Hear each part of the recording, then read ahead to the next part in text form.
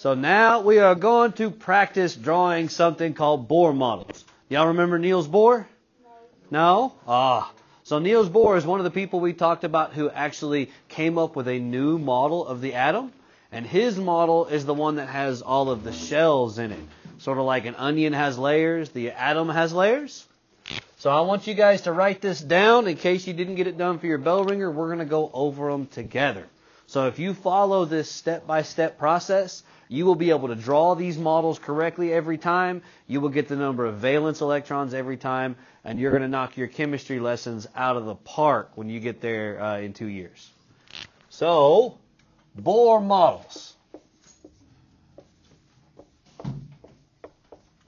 Everybody write this stuff down for me. This will be good. These are those notes you want. All right, so the first one we asked, we had what? Calcium, oxygen, and sulfur, right? Those are the three that we were going to draw. So which one do we want to start with? Somebody pick one. Calcium? Yeah. All right. So we're going to start with calcium. Make my A look a little more like. Now, what is the atomic number of calcium? 20. So what does that tell us? 20 dots. Well, what does the atomic number itself tell us? How many protons? Exactly. Good job, Kendrick. So if this atom is balanced, it has the same number of positives and negatives, how many electrons am I going to have then? 20. So what's the first step? Draw the nucleus. Now what I normally do for the nucleus is just a solid dot. And then I put an N next to it. That way I know that's my nucleus. Now what am I going to do next? Draw a circle, exactly. Now, what is this circle? What does this circle represent? It's a shell, right? So these atoms have layers of electrons that spin around their nucleus. And this ring represents one of those layers. Now, do y'all remember how many electrons? So there's 2 in the first shell, right?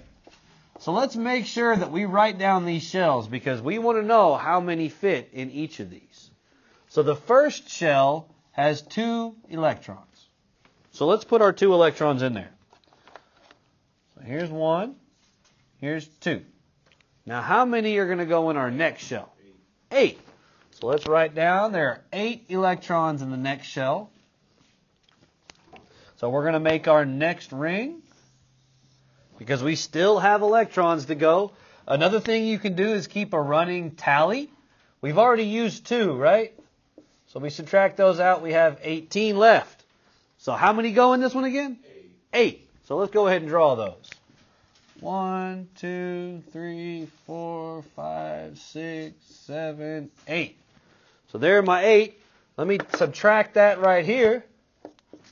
And I have how many? 10. So what do I got to do? Draw another shell. Put another one up here. How many goes in this one? 8. Good job. All right, so let's put our 8 electrons in there.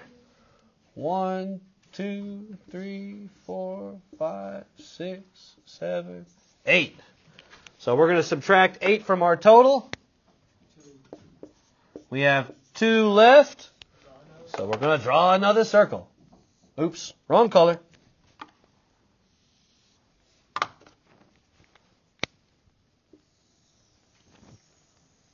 Just like that. And 2 electrons. Then I'm going to subtract my last 2. I have 0 electrons left. Now, just like your math classes, you want to check your work. Oh, we need to put the other shell, don't we? Thank you. So, how many go in this shell?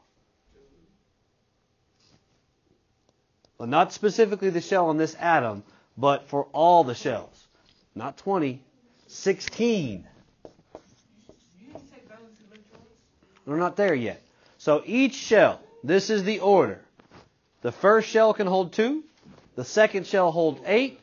The third shell holds 8. And the fourth shell can hold up to 16. Now, this atom doesn't have 16 to put in that shell. It only has 2. You're right there. But that shell can hold up to 16. Okay? Everybody clear on that? So let's check our work. And we're going to do that by looking at our atomic number and making sure that we have 20 electrons in our diagram. So we've got 1, 2, 3, 4, 5, 6, 7, 8, 9, 10, 11, 12, 13, 14, 15, 16, 17, 18, 19, and 20. So we have all 20. We have 2 in the first shell. We have 8 in this one, 8 in the third, and we only had 2 left, so we could only put 2 in that final shell. Now, what about the valence electrons? What are valence electrons? Kendrick? You got this.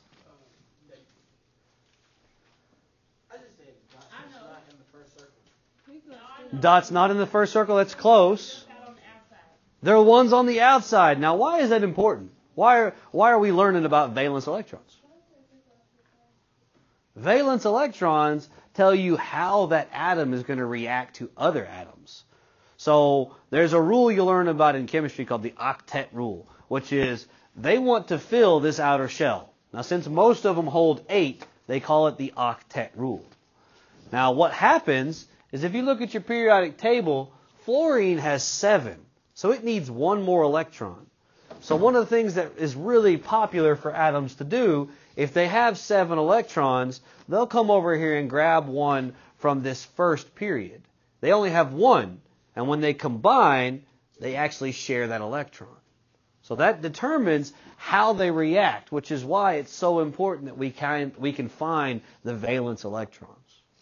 So how many valence electrons are in calcium? 18. Not 18. 2. Only the ones in the outer shell, and there are only 2 for calcium. All right, let's do at least one more. All right, which one should we do? Oxygen or sulfur? Oxygen? All right, let's do oxygen. What's the atomic number for oxygen? Number 8. There we go. Start off with the nucleus, right? Then we do what? Draw our shell. How many? 2. What's next? Another circle. And 6, exactly, because we need 8 total. We've already used 2. So 1, 2, 3, 4, 5, 6. Now, did you all notice how I'm spacing these electrons out? You notice how I'm not putting them all on one side? They're nice and evenly spaced. Do you all know why that happens?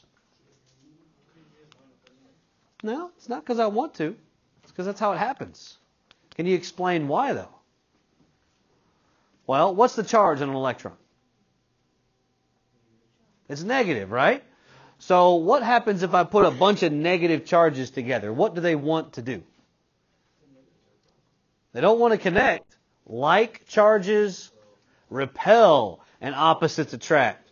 So if I have all those negative charges bunched up together, they want to separate. So they want to get as far away from each other as possible. I like to think, how many of y'all got siblings? All right, how many of y'all ever taken a car trip, road trip with that sibling? You ever do the whole, this is my side of the car, this is my side of the seat, you stay on your side? Y'all ever have that situation happen? No? Yeah, I did.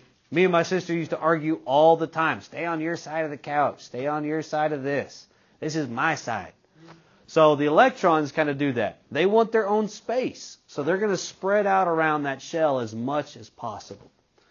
So we have all 8 electrons, 2 in the first ring, 6 in the outer ring. So how many valence electrons are in oxygen? 6, exactly. So if the other one was supposed to have 2. 2. The total number of electrons or the valence electrons? The total number of electrons in calcium is 20. But there are only 2 valence electrons because there are only 2 on the outside. All right, so let's do sulfur. Who can tell me the atomic number of sulfur? 16. So we're going to have how many electrons? We're going to have 16. Boy, I cannot write today. Okay, so we're going to start with our nucleus. We're going to give our first shell. And since this one's got a big number, let's go ahead and start our tally. So we should have 2 electrons in this first shell. So we're going to subtract 2 right here. That gives us 14 left. Then we're going to do another shell. And how many electrons are going to fit in this? 8. 1, 2, 3, 4, 5, 6, 7, 8. Are we done? How many do we have left? 6, right? So we need one more shell. And we're going to put 6 in there. 1, 2, 3, 4, 5, 6. So let's count. Sulfur is number 16, so it has 16 protons and electrons. So let's 1, 2, 3, 4, 5, 6, 7, 8, 9, 10, 11, 12, 13, 14, 15, 16. We are good. How many valence electrons? 1, 2, 3, 4, 5, 6. Exactly right, Elijah. Awesome. Now, does anyone have any questions on drawing these or how you do this? Hala. I need help with the first one. Need help with the first one? We're going to do calcium again? Yes. All right, let's do calcium again. Okay. So again, what's the atomic number for calcium? Calcium is 20. Thank you, Elijah. All right, draw your nucleus. Right? Then you get your first shell. First shell holds how many, Hala? 2, exactly. So we draw our 2 electrons. What do we do next? Draw another shell. Sure. There you go. Draw another shell. And this time it's going to have 8.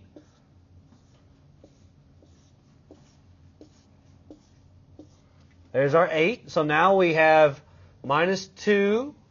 That gives us 18. Minus 8. That gives us 10. What do we do next, Hala? Draw another shell. How many fits in this shell, Hala? 8, exactly. 2, 8, 8. 1, 2, 3, 4, 5, 6, 7, 8. So we subtract 8 from our tally. We still have 2 left, right? So we need one more ring. Like that. And then here's an electron, and here is an electron. Minus 2, that leaves us with 0 electrons left. So we now have all 20. They're all evenly spaced and all in the correct shells. Just like that. Any more questions? No? Okay. So let me explain what your assignment is for the rest of the day. We've talked about some of the people who contributed to the atomic theory, how we started with Democritus, and we moved all the way up into Heisenberg and Schrodinger, and the different models of atoms we've used throughout history. So I've got a copy of all that information right here in case you don't have your notes or you've forgotten it. You're going to use this for your assignment. Now what this is an atomic theory timeline. I've got an example for you at the bottom.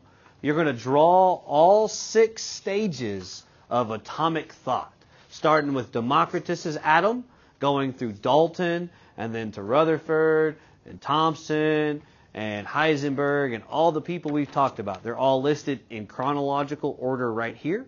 You're going to draw an image of their model. You're going to write down the year that model was accepted. And then you're also going to give me at least one important piece of information for each one of those models. So for Democritus, he's the first one. You might say that he came up with the term atomos, which is where we get atoms from. All right? Any questions on the assignment? There are instructions here, and there's information here. Both of these will be available on Blackboard. This is a class set, so please don't write on this. I'm going to get these back at the end of the lesson. You will keep these, and this will be turned in the next time I see you. This is for a grade, yes. All right, let's do it, guys.